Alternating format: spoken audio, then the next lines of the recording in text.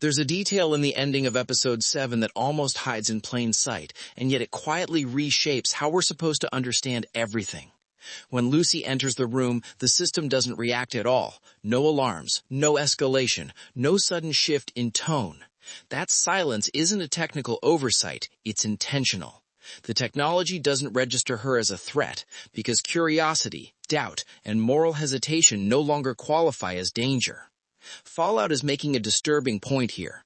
Rebellion only matters when it looks violent. Anything thoughtful, anything slow, anything uncertain slips straight through the cracks. What's unsettling is how deliberately the episode avoids giving us a single mastermind to focus on.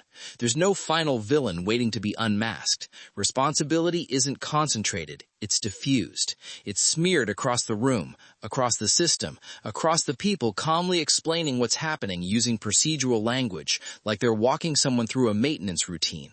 This matters because it reframes the entire moral landscape. If no one person is in charge, then no one feels fully accountable. The system doesn't need evil intent to function, it only needs participation. Lucy's reaction is key here, and it's not what we've been trained to expect. She isn't horrified right away. She's confused. That order matters. Confusion implies the system is winning. Horror would mean she still understands what she's looking at. Confusion means the logic has already outpaced her emotional framework. The show is quietly telling us that this world has moved beyond shock. Shock requires contrast, and contrast no longer exists. Another detail the episode keeps returning to is labor. People are always working, typing, monitoring, adjusting, tweaking variables, and all of this happens while something monstrous sits calmly at the center of the room. The visual language insists on a specific idea. This wasn't built by villains. It was built by employees, by people doing their jobs, by individuals who probably told themselves they were reducing harm, improving outcomes, making things more efficient. Fallout isn't interested in madness here. It's interested in professionalism. This is why the system doesn't feel aggressive. It feels administrative. It doesn't threaten Lucy because it doesn't need to. Threats are for resistance, and resistance, as defined by this world, no longer includes hesitation or moral concern. The system only reacts to disruption. Lucy hasn't disrupted anything yet. She's just observing, and observation in this framework is harmless.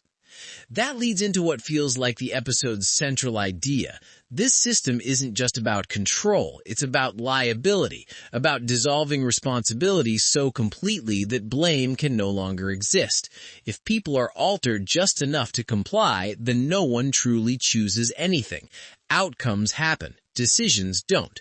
Characters don't talk about what they want anymore, they talk about what had to happen. Intent disappears. All that remains are results. This is a deeply uncomfortable shift because it reframes peace itself as a legal strategy.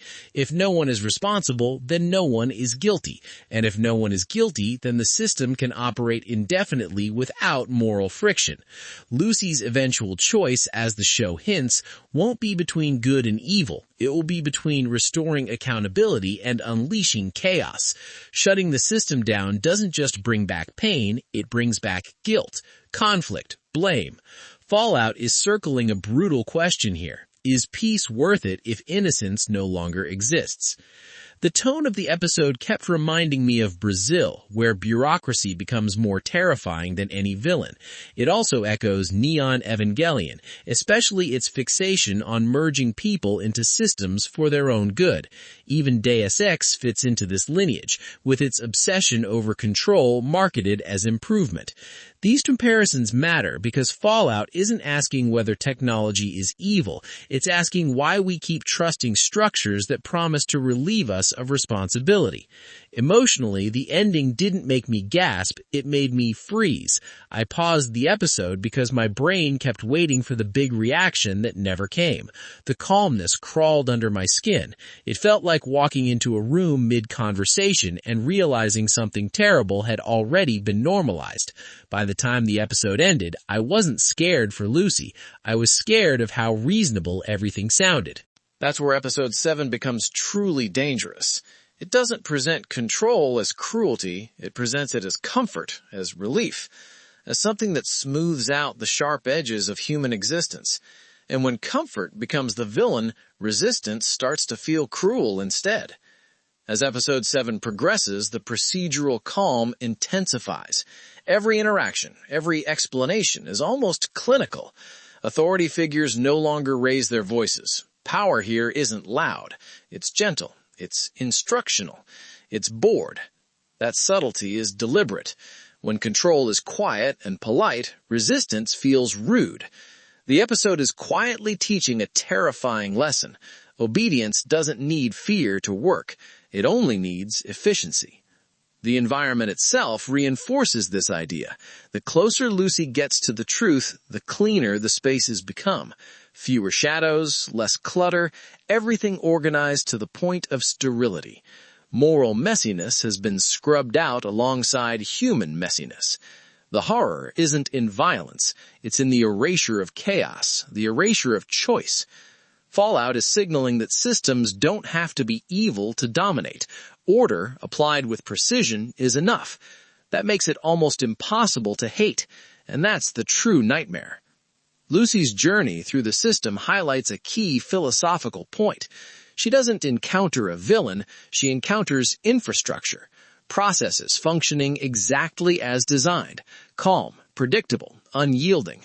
Her emotional anchor, the outrage, the horror we've seen her display before, is replaced with procedural understanding.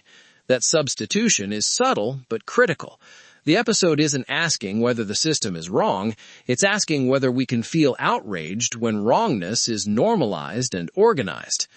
The moral ambiguity extends into social dynamics. Nobody is euphoric while using the system. Nobody shows cruelty. They are efficient, calm, and methodical. This quiet efficiency creates an ethical dilemma. What happens when the harm caused is minimal, but the agency removed?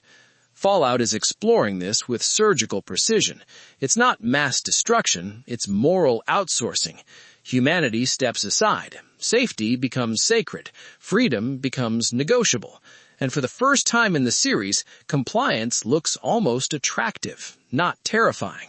The real threat is subtle seduction. The episode's technical design underscores this theme. Lighting is clinical, almost antiseptic. Shadows are minimal. Ambient noise is subdued, almost artificially clean. Every shot is long, uncomfortable, and deliberate. There are no quick cuts to distract from the weight of the scene. Sound and image work together to make stillness feel oppressive. Calmness is not comforting. Calmness is control. This is why Lucy's confusion resonates so strongly. Confusion isn't vulnerability. Confusion is a mirror. It reflects the system's success. Horror would require a violent response. Confusion requires none. And in that quiet reflection, the show forces us to question our own responses. If everything harmful becomes normalized and procedural, do we even recognize it as harmful? Fallout is diagnosing cultural numbness rather than building suspense. Predictions for the finale start to crystallize here. Lucy may attempt to dismantle the system, but she will likely face moral arguments from allies and enemies alike, claiming that the system works, that restoring choice is selfish, that chaos is worse than quiet submission. A faction may even willingly integrate themselves into the system, not for power, not for pleasure, but for relief. Fallout is building toward a finale where the villain is comfort itself, where the most difficult fight is against human desire to surrender autonomy in exchange for peace. That is a far more chilling outcome than violence or destruction. The episode also interrogates nostalgia. Familiar symbols, vault insignia, old-world technology, jingles are stripped of sentiment. They are no longer presented heroically or romantically. Instead, they exist flatly, almost ugly. The show is asking us to reconsider what we honor. Fallout's ending argues that sentimentality, when untethered from agency and reflection, becomes complicity. The past doesn't teach morality, it enforces routines. The emotional denial becomes systemic. The episode quietly teaches that moral memory is a choice, and when it's removed, ethical reasoning atrophies.